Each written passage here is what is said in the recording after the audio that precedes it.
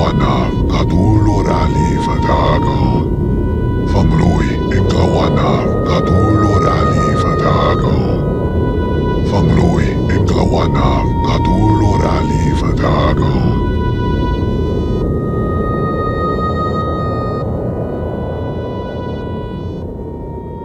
Welcome to the 264th of the Cthulhu podcasts. I'm Philbrick. Today we're starting off with the first part of a book by Sir Ernest Shackleton called South.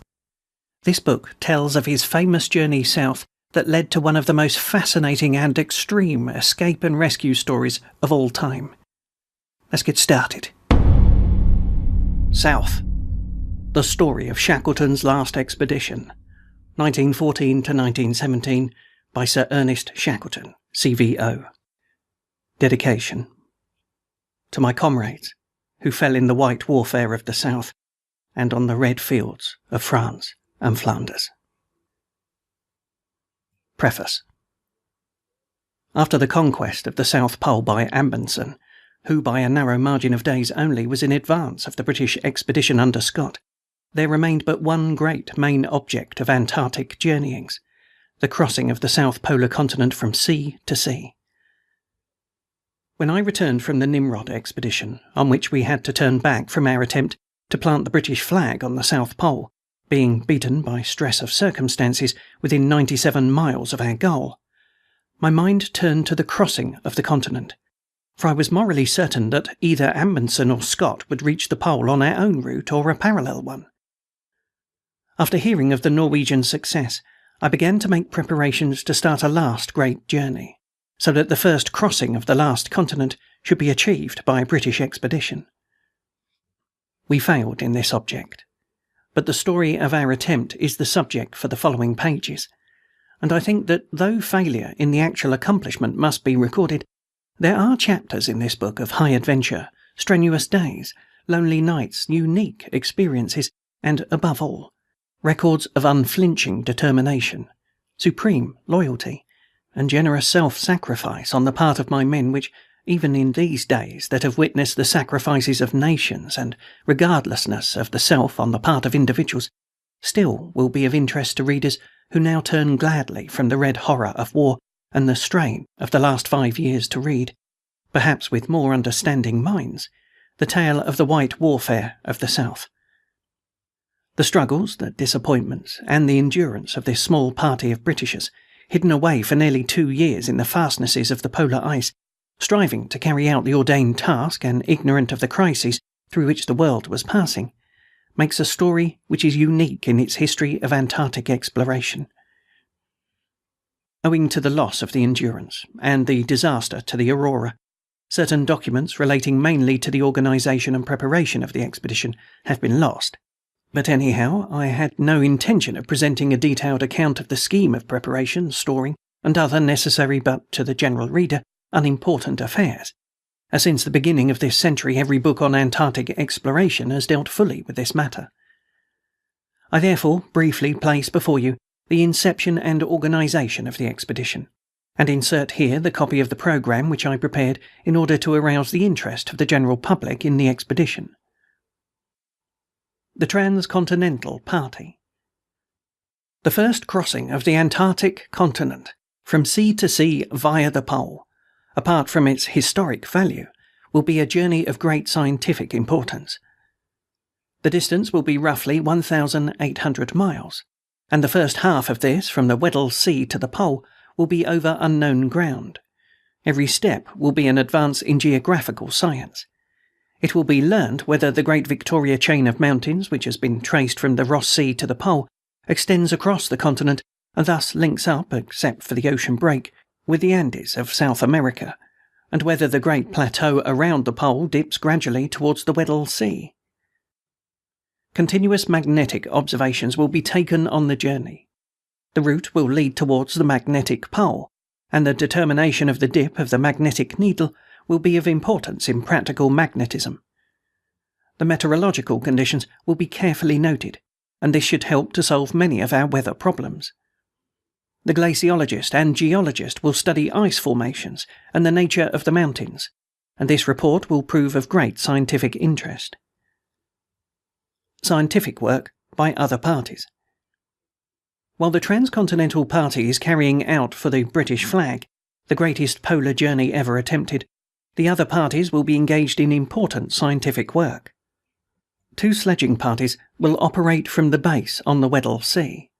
One will travel westwards towards Graham Land, making observations, collecting geological specimens, and proving whether there are mountains in that region linked up with those found on the other side of the pole.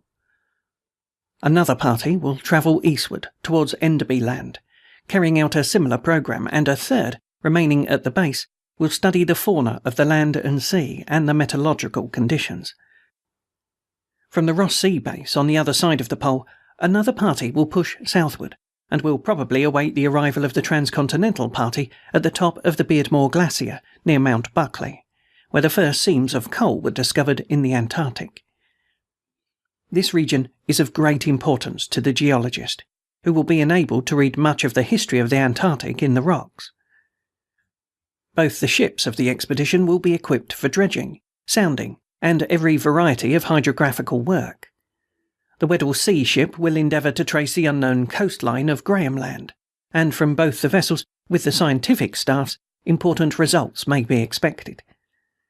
The several shore parties and the 2 ships will thus carry out geographical and scientific work on a scale and over an area never before attempted by any one polar expedition.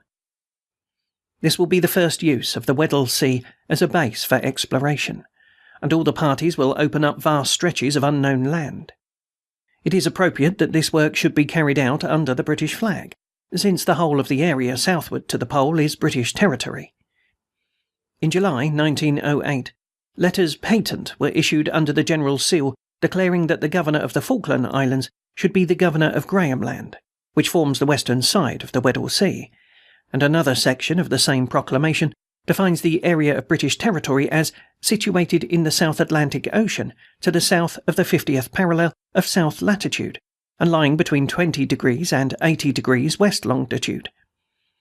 Reference to a map will show that this includes the area in which the present expedition will work. How the continent will be crossed. The Weddell Sea ship, with all the members of the expedition operating from that base, will leave Buenos Aires in October 1914 and endeavour to land in November in latitude 78 degrees south. Should this be done, the Transcontinental Party will set out on their 1,800-mile journey at once, in the hope of accomplishing the march across the pole and reaching the Ross Sea base in 5 months. Should the landing be made too late in the season, the party will go into winter quarters, lay out depots during the autumn and the following spring, and as early as possible in 1915 set out on the journey. The Transcontinental Party will be led by Sir Ernest Shackleton and will consist of 6 men. It will take 100 dogs with sledges and 2 motor sledges with aerial propellers. The equipment will embody everything that the experience of the leader and his expert advisers can suggest. When this party has reached the area of the pole after covering 800 miles of unknown ground, it will strike due north towards the head of Beardmore Glacier, and there it is hoped to meet the outcoming party from the Ross Sea. Both will join up and make for the Ross Sea base, where the previous expedition had its winter quarters. In all, 14 men will be landed by the Endurance on the Weddell Sea. 6 will set out on the transcontinental journey, 3 will go westward, 3 eastward, and 2 to remain at the base, carrying on the work already outlined. The Aurora will land 6 men at the Ross Sea base. They will lay down depots on the route of the Transcontinental Party, and make a march south to assist that party and to make geological and other observations as already described.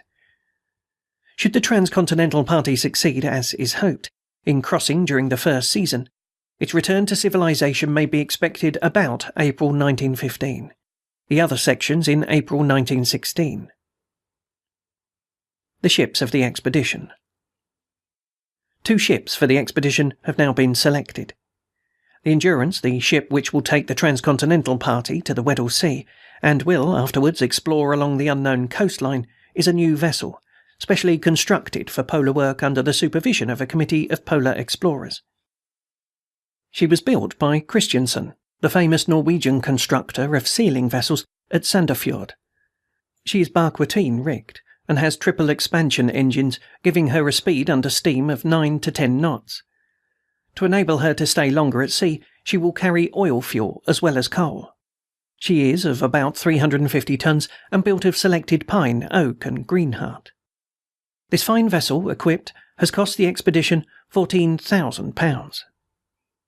The Aurora, the ship which will take out the Ross Sea party, has been brought from Dr. Mawson. She is similar in all respects to the Terra Nova of Captain Scott's last expedition. She had extensive alterations made by the government authorities in Australia to fit her for Mr. Mawson's expedition, and is now at Hobart, Tasmania, where the Ross Sea party will join her in October next. I started the preparations in the middle of 1913, but no public announcement was made until January 13th of 1914.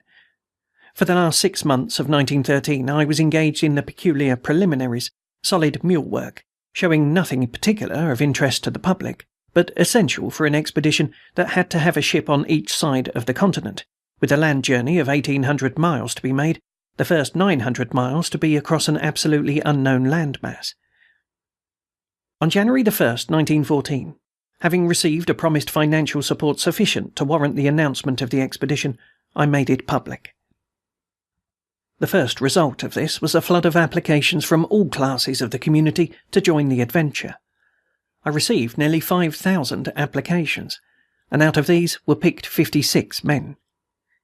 In March, to my great disappointment and anxiety, the promised financial help did not materialize, and I was now faced with the fact that I had contracted for a ship and stores, and had engaged the staff, and I was not in possession of funds to meet these liabilities. I immediately set about appealing for help, and met with generous response from all sides. I cannot here give the names of all who supported my application, but whilst taking the opportunity of thanking every one for their support, which came from parts as far apart as the interior of China, Japan, New Zealand, and Australia, I must particularly refer to the munificent donations of £24,000 from the late Sir James Caird, and to one of £10,000 from the British government. I must also thank Mr. Dudley Docker, who enabled me to complete the purchase of the Endurance, and to Miss Elizabeth Dawson-Lambton, who since 1901 has always been a firm friend to the Antarctic exploration, and who again on this occasion assisted largely. The Royal Geographical Society made a grant of £1,000, and last, but by no means least, I take this opportunity of tendering my grateful thanks to Dame Janet Stancombe-Wills, whose generosity enabled me to equip the Endurance sufficiently, especially as regards boats, which boats were the means of our ultimate safety, and who not only at the inception of the expedition gave financial help, but also continued it through the dark days when we were overdue and funds were required to meet the need of the dependents of the expedition. The only return and privilege an explorer has in the way of acknowledgment for the help accorded him is to record on the discovered lands the names of those whom the expedition owes its being. Owing to the exigencies of the war, the publication of this book has been long delayed, and the detailed maps must come with scientific monographs. I have the honour to place on the new land the names of the above and the other generous donors to the expedition. The 200 miles of new coastline I have called Caird Coast. Also, as a more personal note, I named the 3 ship's boats in which we ultimately escaped from the grip of the ice after the 3 principal donors to the expedition, the James Caird, the Stancombe-Wills, and the Dudley Docker. The 2 last named are still on the desolate sandy spit of Elephant Island, where under their shelter 22 of my comrades eked out a bare existence for 4.5 months. The James Caird is now in Liverpool, having been brought home from South Georgia after her adventurous voyage across the subantarctic ocean. Most of the public schools of England and Scotland helped the expedition to purchase dog teams, and I named a dog after each school that helped. But apart from these particular donations, I again thank the many people who assisted us. So the equipment and the organisation went on. I purchased the Aurora from Sir Douglas Mawson, and arranged for Mackintosh to go to Australia and take charge of her, there sending sledges, equipment, and most of the stores from this side, but depending somewhat on the sympathy and help of Australia and New Zealand for coal and certain other necessities, knowing that previously these two countries had always generously supported the exploration of what one might call their hinterland. Towards the end of July, all was ready, when suddenly the war clouds darkened over Europe. It had been arranged for the Endurance to proceed to Cowes, to be inspected by His Majesty on the Monday of Cowes week. But on Friday, I received a message to say that the King would not be able to go to Cowes. My readers will remember how suddenly came the menace of war. Naturally, both my comrades and I were greatly exercised as to the probable outcome of the danger threatening the peace of the world. We sailed from London on Friday, August the 1st, 1914, and anchored off Southend all Saturday. On Sunday afternoon I took the ship off Margate, growing hourly more anxious as the ever-increasing rumours spread, and on Monday morning I went ashore and read in the morning paper the order for general mobilisation. I immediately went on board and mustered all hands and told them that I proposed to send a telegram to the Admiralty offering the ships, stores, and, if they agreed, our own services to the country in the event of war breaking out. All hands immediately agreed, and I sent off a telegram in which everything was placed at the disposal of the Admiralty. We only asked that, in the event of the declaration of war, the expedition might be considered as a single unit, so as to preserve its homogeneity. There were enough trained and experienced men amongst us to man a destroyer. Within an hour, I received a laconic wire from the Admiralty saying, "Proceed." Within 2 hours, a longer wire came from Mr. Winston Churchill, in which we were thanked for our offer, and saying that the authorities desired that the expedition, which had the full sanction and support of the scientific and geographical societies, should go on. So, according to these definite instructions, the Endurance sailed to Plymouth. On Tuesday the King sent for me and handed me the Union Jack to carry on the expedition. That night, at midnight, war broke out. On the following Saturday, August the 8th, the Endurance sailed from Plymouth, obeying the direct order of the Admiralty. I make particular reference to this phase of the expedition, as I am aware that there are a certain amount of criticism of the expedition having left the country, and regarding this I wish to further to add that the preparation of the expedition had been proceeding for over a year, and large sums of money had been spent.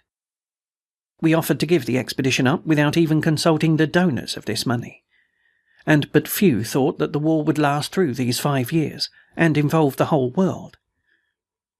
The expedition was not going on a peaceful cruise to the South Sea Islands, but to a most dangerous, difficult and strenuous work that has nearly always involved a certain percentage of loss of life.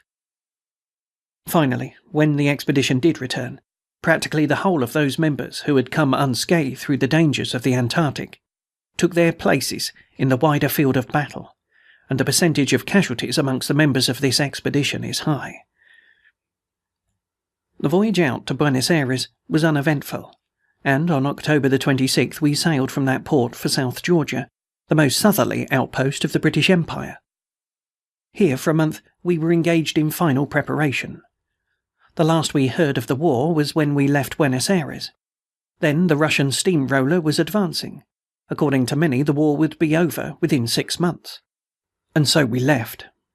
Not without regret that we would not take our place there, but secure in the knowledge that we were taking part in a strenuous campaign for the credit of our country.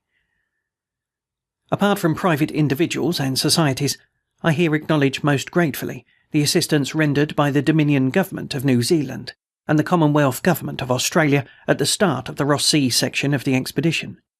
And to the people of New Zealand and the Dominion Government, I tender my most grateful thanks for their continued help, which was invaluable during the dark days before the relief of the Ross Sea party. Mr. James Allen, acting Premier, and late Mr. McNab, Minister of Marine, Mr. Leonard Tripp, Mr. Mabbin, and Mr. Toogood, and many others have laid me under a debt of gratitude that can never be repaid. This is also the opportunity for me to thank the Uruguayan government for their generous assistance in placing the government trawler Instituto de Pesca for the second attempt at the relief of my men on Elephant Island. Finally, it was the Chilean government that was directly responsible for the rescue of my comrades. This southern republic was unwearied in its efforts to make successful rescue, and the gratitude of our whole party is due to them.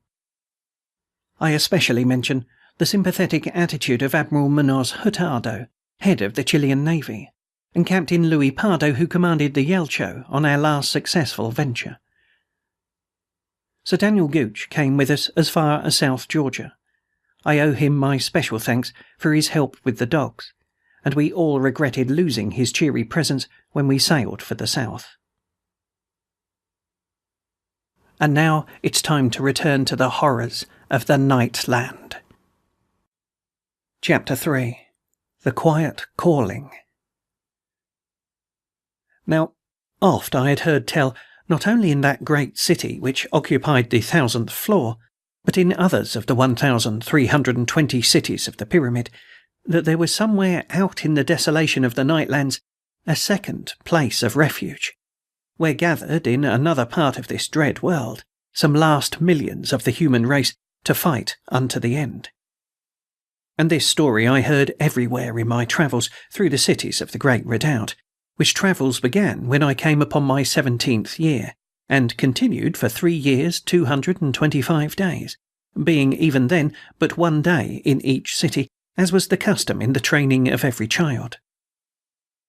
And truly it was a great journey, and in it I met with many, whom to know was to love, but whom never I could see again, for life has not been space enough, and each must to his duty of the security and well-being of the redoubt. Yet, for all that I have set down, we travelled much and always, but there were so many millions and so few years. And, as I've said, everywhere I went there was the same story of this other place of refuge. And in such of the libraries of those cities as I had time to search, there were great numbers of works upon the existence of this other refuge. And some, far back in the years, made assertion with confidence that such a place was in verity. And indeed, no doubt, did there seem in those bygone ages. But now these very records were read only by scholars, who doubted even whilst they read, and so it is ever. But of the reality of this refuge I had never a sound doubt, from the day of my hearing concerning it from our master Monstrawakan, who, with all his assistants, occupied the tower of observation in the apex of the pyramid. And here, let me tell you that he and I had always an affinity and a close friendship one for the other. Though he was full grown and I but a youth, yet it was so. And thus, when I had come to an age of 21 years of life, he opened to me a post within the tower of observation. And this was a most wondrous good fortune to me, for all in the vast redoubt to be appointed to the tower of observation was the most desired. For thereby, even as in these days doth astronomy, was the natural curiosity of man eased somewhat, even whilst thwarted. Now let me tell here also, lest it be thought that I was unduly favoured because of my friendship with the master Monstrawakan, that there was a sound justification for his choice, in that to me had been given strange gift of hearing, which we called the night hearing. Though this was but a fanciful name, and meant little, yet the peculiar gift was rare, and in all the millions of the pyramid there was none with the gift to such a great degree, saving only myself. And I, because of this gift, could hear the invisible vibrations of the ether, so that without harking to the calling of our recording instruments, I could take the messages which came continually through the eternal darkness. Aye, even better than they. And now it may be better understood how much was to be counted that I had grown to listen for a voice that had not rung in mine ears for an eternity, and yet which sang sweet and clear in my memory dreams, so that it seemed to me that Murdath the Beautiful slept within my soul, and whispered me out of all the ages. And then one day, at the 15th hour, when began the sleep time, I had been pondering this love of mine that lived within me still, and marvelling that my memory dreams held the voice of a love that had been in so remote an age. And pondering and dreaming thus, as a young man may, I could fancy this aeon-lost one were whispering beauty into my ears in verity. So clear had my memory grown, and so much had I pondered. And lo, as I stood there harking and communing with my thoughts, I thrilled suddenly, as if I had been smitten, for out of all the everlasting night, a whisper was thrilling and thrilling upon my more subtle hearing. Through 4 long years had I listened since that awakening in the embrasure when but a youth of 17. And now out of the world darkness, and all the eternal years of that lost life which now I live in this present age of ours, was the whisper come. For I knew it upon that instant. And yet, because I was so taught to wisdom, I answered by no name, but sent the master word through the night, sending it with my brain elements as I could, and as all may, much or little as may be, if they not be clods. And moreover, I knew that she who called quietly would have the power to hear without instruments, if indeed it were she. And if it were but one of the false callings of the evil forces, or more cunning monsters, or as was sometimes thought concerning these callings, the house of silence, meddling with our souls, there would they have no power to say the master word, for this had been proven through all the everlasting. And lo, as I stood trembling and striving not to be tense, which destroys the receptivity, there came thrilling round and round my spiritual essence the throb of the master word, beating steadily in the night, as doth that marvellous sound. And then, with all that was sweet in my spirit, I called with my brain elements, Murdath, Murdath, Murdath. And at that instant, the master Monstrawakan entered that part of the tower of observation where I stood, and seeing my face, stood very quiet, for though he had not the power of the night hearing, he was wise and thoughtful, and took much account of my gift. Moreover, he had but come from the receiving instrument, and thought vaguely to have caught the throb of the master word, though too faint to come proper through the instrument, so that he searched for me, in that I, who had the hearing, might listen for it, I being, as I have said, gifted that wise. And to him I told something of my story, and my thoughts and my memories, and of that awakening. And he hearkened with sympathy and a troubled and wondering heart, for in that an age of man might talk sanely upon that which in this age of ours would be accounted foolishness, and maybe the breathings of insanity. For there, by the refinement of arts of mentality, and the results of strange experiments and the accomplishment of learning, men were able to conceive of matters now closed to our conceptions, even as we of this day may happily give a calm ear to talk that in the days of our fathers would have been surely set to the count of lunacy. And this is very clear. And all the while that I told my story, I listened with my spirit, but save for a sense of faint, happy laughter that wrapped about me, I heard naught, and nothing more all that day. Here let me put down that because of my memories and half-memories, I would time and again dispute with our learned men, they being in doubt as to the verity of that olden story of the days of light, and of the existence of the sun, though something of all this was set out as of truth in our oldest records. But I, remembering, told them many tales that seemed fairy-like to them, and entranced their hearts, even whilst I angered their brains, which refused to take seriously and as verity that which their hearts accepted gladly, even as we receive the wonder of poetry into our souls.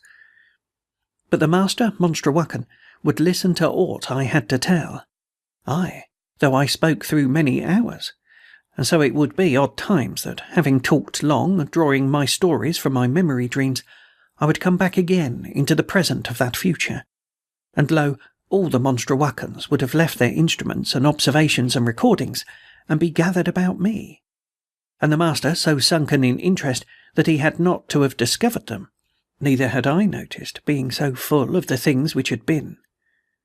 But when the master came back to knowledge of that present, he would rouse and chide, and they, all those lesser ones, would fly swiftly and guiltily to their various works. And yet, so I have thought since, each with a muddled and bewildered and thoughtful air upon him, and hungry they were for more, and ever wondering and setting questions about. And so it was also with those others, those learned ones who were not of the tower of observation, and who disbelieved even whilst they hungered. Listen, would they, though I talked from the first hour, which was the dawn, to the 15th hour, which was the beginning of the night, as we called it, for the sleep time was set thus, after the usage and experiment.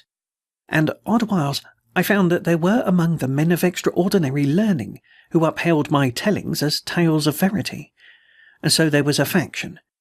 But later, there grew more to believe, and whether they believed or not, all were ready to listen, so that I might have spended my days in talk, only that I had my work to do. But the master, Monstrawakan, believed from the beginning, and was wise always to understand, so that I loved him for this, as for many other dear quality. And so, as may be conceived among all those millions, I was singled out to be known, for the stories that I told went downward through the 1,000 cities, and presently in the lowest tier of the underground fields, and 100 miles deep in the earth below the redoubt, I found that the very ploughboys knew something concerning my tellings, and gathered about me one time and another when the master Monstrawakan and I had gone down regarding some matter that dealt with the earth current and our instruments. And of the underground fields, though in that age we called them no more than the fields, I should set down a little, for they were the mightiest work of this world, so that even the last redoubt was but a small thing beside them. 100 miles deep lay the lowest of the underground fields, and was 100 miles wide from side to side, every way. And above it there were 306 fields, each one less in area than the one beneath, and in this wise they tapered until the topmost field lay direct beneath the lowermost floor of the great redoubt, which was but 4 miles in every way. And thus it will be seen that these fields, lying one beneath the other, formed a mighty and incredible pyramid of country lands in the deep earth, 100 miles from the base unto the topmost field. And the whole was sheathed in at the sides with the grey metal of which the redoubt was builded, and each field was pillared and floored beneath the soil with this same compound of wonder, so that it was secure from the monsters who could not dig in with that mighty garden from without. And all of that underground land was lit where needed by the earth current, and that same life stream fructified the soil, and gave life and blood to the plants and to the trees, and to every bush and natural thing.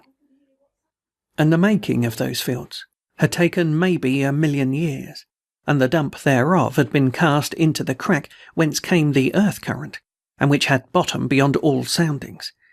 And this underground country had its own winds and air currents, so that to my memory it was in no ways connected to the monstrous air shafts of the pyramid.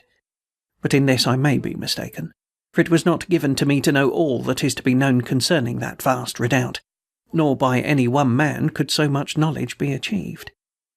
Yet that there were wise and justly prompted winds in that underground country, I do know, for healthful and sweet they were, and in the cornfields there was the sweet rustle of grain, and the glad silken laughter of poppies, all beneath a warm and happy light. And here did the millions walk and take excursion, and go orderly or not, even as in these days. And all this have I seen, and the talk of 1,000 lovers in the gardens of that place comes back to me, and with it all the memory of my dear one, and of a faint calling that would seem to whisper about me at times, but so faint and attenuated that even I, who had the night hearing, could not catch its import, and so went listening ever the more intently, and ofttimes calling. Now there was a law in the pyramid, tried and healthful, which held that no male should have freedom to adventure into the night land before the age of 22, and no female ever. Yet that, after such an age, if a youth desired greatly to make the adventure, he should receive 3 lectures upon the dangers of which we had knowledge, and a strict account of the mutilatings and the horrid deeds done to those who had so adventured. And if, after this had passed over him, he still desired, and if he were accounted healthful and sane, then should he be allowed to make the adventure. And it was accounted an honour to the youth who should add to the knowledge of the pyramid. But to all such as went forth into the danger of the nightland, there was set beneath the skin of their inner side of the left forearm a small capsule, and when the wound had healed, then might the youth make the adventure. And the wherefore of this was that the spirit of the youth might be saved if he were entrapped, for then upon the honour of his soul must he bite forth the capsule, and immediately his spirit would have safety in death. And by this shall you know somewhat the grim and horrid danger of the dark land. And this I have set down, because later I was to make huge adventure into those lands. And even at this time some thought of the same had come to me. For always I went listening for that quiet calling, and twice I sent the master word throbbing solemnly through the everlasting night. Yet this I did no more without certainty, for the word must not be used lightly. But often would I say with my brain elements, Murdath, Murdath, sending the name out into the darkness, and sometimes I would seem to hear the faint thrilling of the ether around me, as though one answered, but weakly, as if it were with a weakened spirit, or by instrument that lacked its earth force. And thus, for a great while, there was no certainty, but only a strange anxiousness, and no clear answer. Then one day, as I stood by the instruments in the tower of observation, at the 13th hour, there came the thrilling of beaten ether all about me, as it were that all the void was disturbed. And I made the sign for silence, so that the men moved not at all in the tower, but bowed over their breathing bells, all that disturbance might cease. And again came the gentle thrilling, and broke out into a clear low calling in my brain, and the calling was my name, the old earth name of this day, and not the name of that age. And the name smote me, with a frightenedness of fresh awakening memories. And immediately I sent the master word into the night, and all the ether was full of movement, and a silence came. And later a beat afar off in the void of the night, which only I in all that great redoubt could hear, until the heavier vibrations were come. And in a moment there was all about me the throbbing of the master word, beating in the night a sure answer. Yet before this I knew that Murdath had called, but now had surety.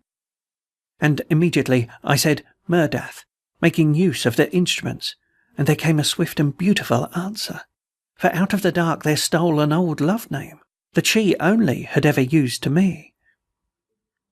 And presently I minded me of the men, and signed to them that they should continue, for the records must not be broken. And now I had the communication full established. And by me stood the master Monstrawakan, quietly as any young Monstrawakan, waiting with slips to make any notes that were needful, and keeping a strict eye upon those others, but not unkindly. And so for a space of wonder I had speech with that girl out of the darkness of the world, who had knowledge of my name, and of the old earth loved name, and named herself Murdath. And that's all for today, except to remind you about my Patreon account, where you can support my production of audiobooks. As a patron, you get access not just to the stories published here in the podcast, but also all the other books I record. At the moment, I'm recording The Island of Dr. Moreau, Recollections of Rifleman Harris, a memoir of the Napoleonic Wars, and a science fiction book called Masters of Space. Please, go to patreon.com and search for Felbrigg, Felbrigg. Opening music was provided by Victor Valdez from the Symbol Project, and this file is released on an attribution non-commercial, no derivatives license. So, until next time.